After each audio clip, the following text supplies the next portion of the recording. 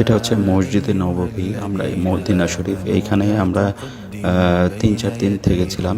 এটা হচ্ছে এই ভিডিওতে আপনারা দেখবেন হচ্ছে মসজিদে নববীর দিনে এবং রাতের চিত্র।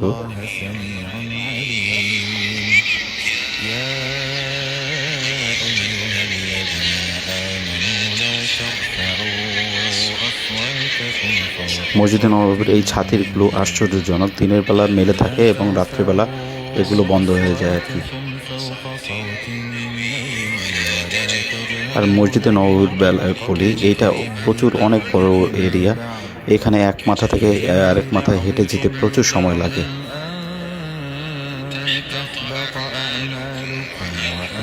আমরা আমাদের হোটেল থেকে 310 নম্বর গেট দিয়ে ভিতরে ঢুকেছিলাম এবং প্রচুর হাঁটতে হয় এবং ভিতরে অনেক সময় দিনের বেলা ফাঁকা পাওয়া যায় ভিতরে নামাজ পড়ার জন্য, কিন্তু জুম্মার দিনে হচ্ছে আপনার ভিতরে ঢোকাই যায় না, বাইরে নামাজ পড়তে হয় আর কি।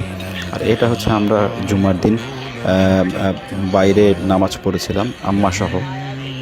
আর আমাদের পাশে একজন আফ্রিকান ছেলে বসেছিল আর কি।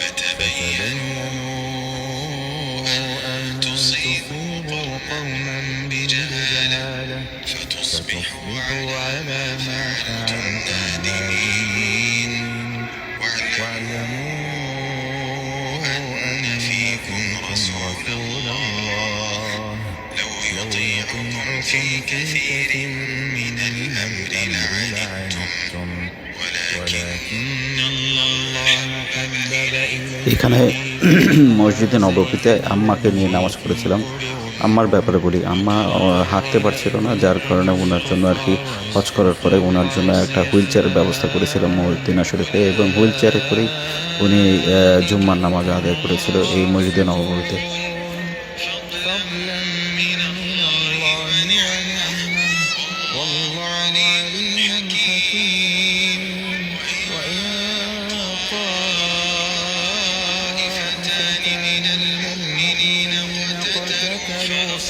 আর মসজিদে নববীতে জুম্মার নামাজ ভিতরে তো ঢোকাই যায় না, মানে বাইরেই পড়তে হয়।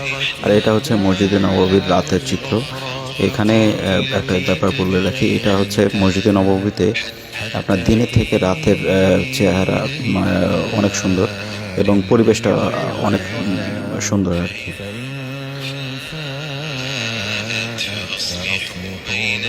সবাই রাতেই যায় মসজিদে নববীতে ওই সৌন্দর্য দেখতে আর কি। আর এটা হচ্ছে মসজিদে নববীর ভিতরের চিত্র। এখানে অনেক সুন্দর সুন্দর লাইট এবং জায়নামাজগুলো অনেক সুন্দর, গালিচাগুলো।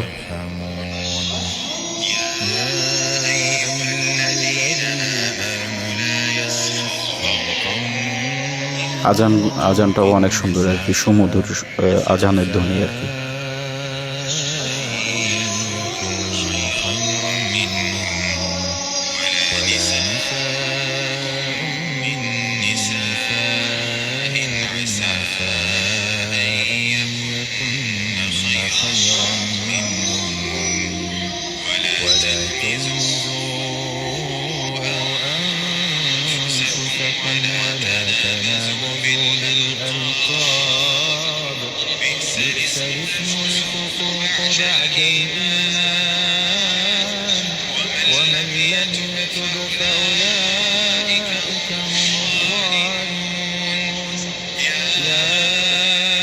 এটা হচ্ছে আমাদের সাইফুল ভাই। উনি আমাকে এই মদিনা শরীফে থাকা অবস্থায় অনেক হেল্প করেছিল, জায়নামাজ, খেজুর এবং ওই নবজির রওজাকে সালাম দেওয়ার জন্য প্রচুর হেল্প করেছিল, অনেক সাহায্য করেছিল। উনি অবশ্য নোয়াখালীর, উনি আমাদের আত্মীয়র মতোই হয়। আর এটা হচ্ছে মসজিদে নববীর আশেপাশের চিত্র আর কি।